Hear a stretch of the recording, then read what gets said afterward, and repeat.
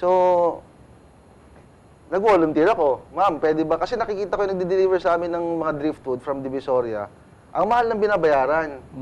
So, kinausap ko yung mami ko. Sabi ko, Mami, kung magde-deliver ako ng drift food sa'yo, babayaran mo rin ba ako ng gano'ng kalaki? Sabi niya, babayaran kita kalahati. Depende sa kung magkano mabibili yung drift food. Sabi ko, sige. Kaya ang ginawa ko nung, pinagpuputol ko yung mga puno doon sa subdivision namin. So, binibenta ko sa kanya. Okay. O, di ba?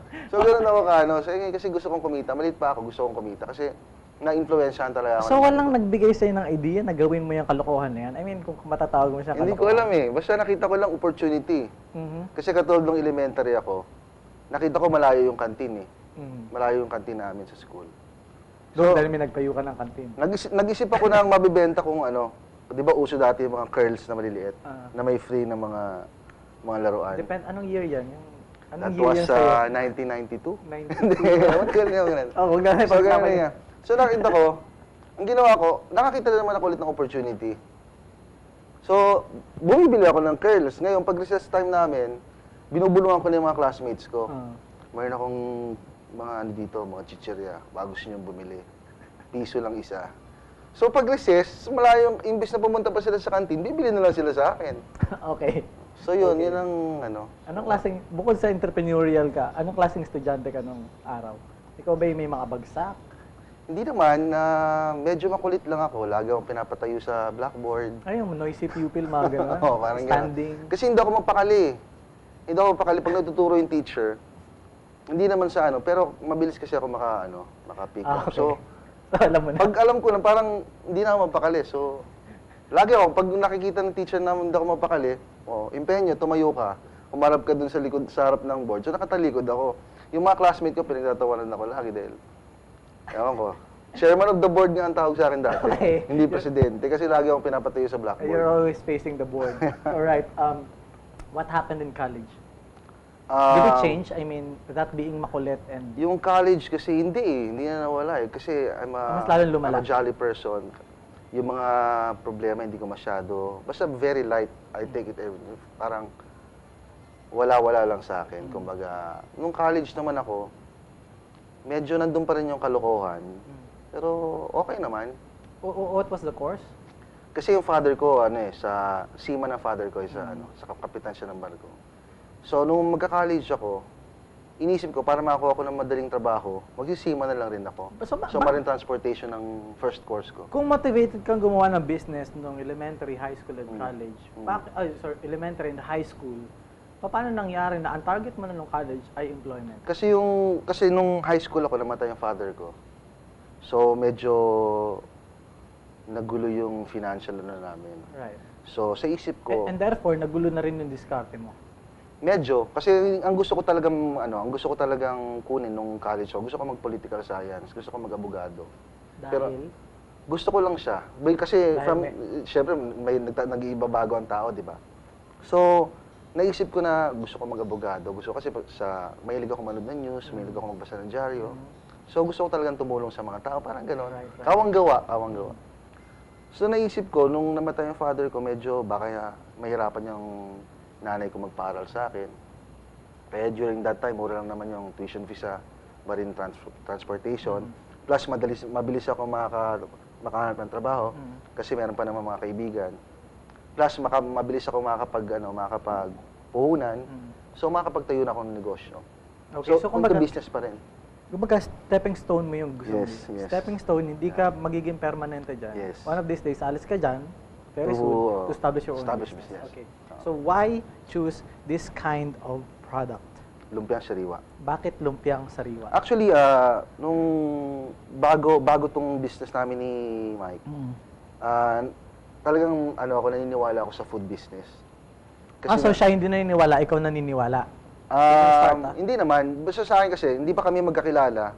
Meron na akong mga food cards. Ano pala kayo nagkakilala? Matanong ko lang. Naging classmate kami sa nursing class. Nursing? Sa second course. Naging mag-classmate kami. Paano kayo napunta doon? Wait lang, ang usapan natin kanina, marine transportation. Pag may kita ka na, magbibis na, anong nangyari nun? Nung graduate ako ng marine transportation, nagkaroon na naman ako ng opportunity magkaroon ng business. So nakapag-business rin ako. Nagkaroon ako ng Kasi yung mami ko nasa herbal business noon. So nag-supply ako sa mami ko ng mga herbal products na ako mismo gumagawa. Right. Tapos, napasok din ako sa scrap business.